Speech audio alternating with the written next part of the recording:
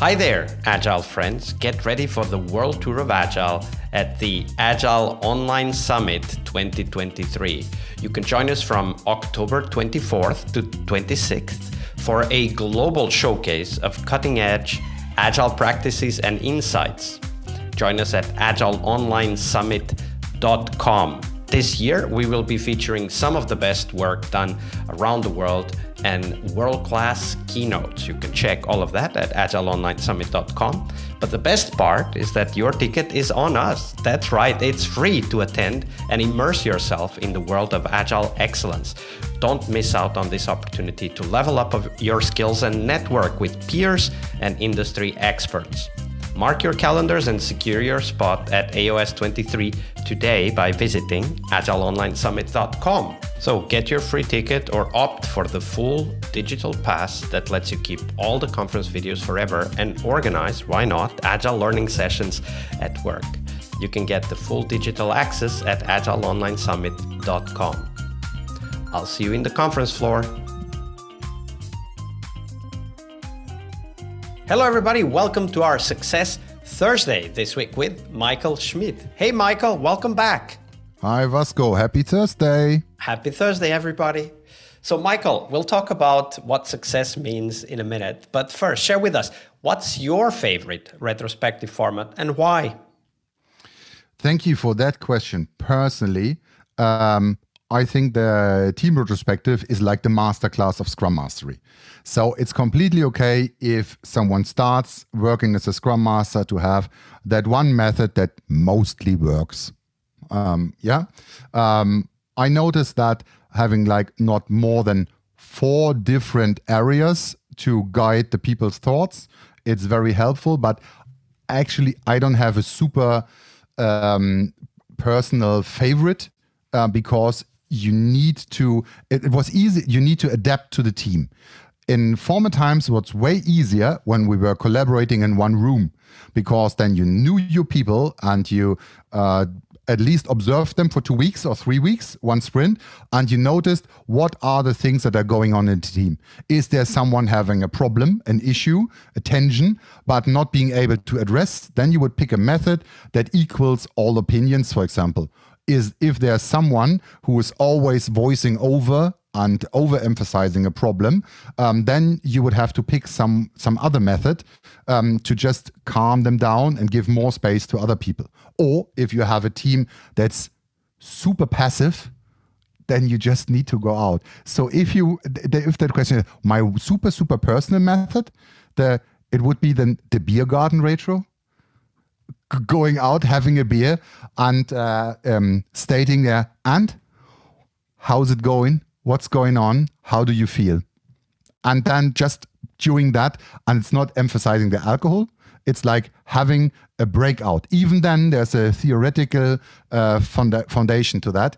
You just change the environment. You bring the people out of the situation that they are to address what they want to speak about. And it's not about laying out personal problems. They are not forced to do that. It's just about, is there anything that bothers you at the moment if you think of the collaboration with your team members? Or do you want anything else to speak about? Or if you don't want to, that's okay, because we are all mature people. That's why I love working with adults, because you can put the same rules to every adult person. And also, why not talk about the things that people are happy about? Yeah, that is a great thing to talk about in a Biergarten Retro as well. Yeah. Absolutely. The thing I like about this is something you mentioned, which is this idea that we are changing the environment, and the environment has a lot of clues, right? Like if you're having the retro in the team room, there's going to be a task board somewhere, there's going to be some sketches somewhere, there's going to be the laptops lying around, and we are in the middle of the work. But when you go to a Biergarten, that's a terrace outside for those of you who don't speak beer, that means that there are no such triggers. There are other triggers. There's the sun is shining, or maybe it's raining because it is Berlin, so it could be raining. And there's people passing by. There's customers coming in with their beer in hand. We have had a discussion about who wants beer. Maybe somebody's having a snack. Like, there's a totally different atmosphere. The triggers are different. And at that point, we think about different things. And that is totally normal and human to do so. And that can be an advantage, because then we can talk about the things we would normally not talk about at the office. And the social behavior kicks in, the trained social behavior. If you sit next to someone or in front of someone with having a snack or some drink, then you start talking about things. And that's completely okay. And it's not about everyone turning to one person and listening, or encouraging someone to now state what is the next problem we want to change. It's just about, actually, how are you? And then you just start talking. And it's not about inventing a new world order every time. It's just about having small issues. I always tell the story. Hopefully it fits into our Thursday. When someone told me, what is retrospective good for? Because it costs so much money, the meeting time, sitting around. I don't see any value coming out of that. And I said, yeah, I got it once when someone said, I know in a retro, I know it's just a small issue, but I don't like if you place your cup of coffee during the stand-up on my desk, because then it leaves those stain marks, the coffee marks. I don't like that. It's just a small thing. 6 weeks later, without this team retro, where the people say, "Oh yeah, sorry, no problem. We just have some what is the coaster? Yeah, we have something below, and then that will be no problem anymore." Not having this team retrospective would have ended with 6 weeks later, I won't work with those assholes anymore. They always put their coffee mugs on my desk. Exactly, and it starts with those small things. And the recruiting costs of that point are so much higher than having a team retrospective every 2 weeks.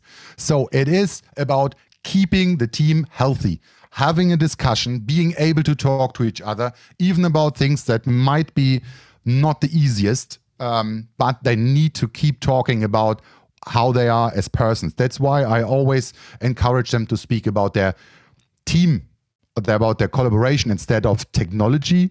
I noticed that in some times that the people then started to discuss which development method they should encourage, and so I know that's not the topic here. We are persons. Let's talk about the person things. Yeah, I don't like to talk about feelings. No, it's not about feelings. Just tell us how you are. And most people then start talking. Yeah. Just tell us, what are you thinking about?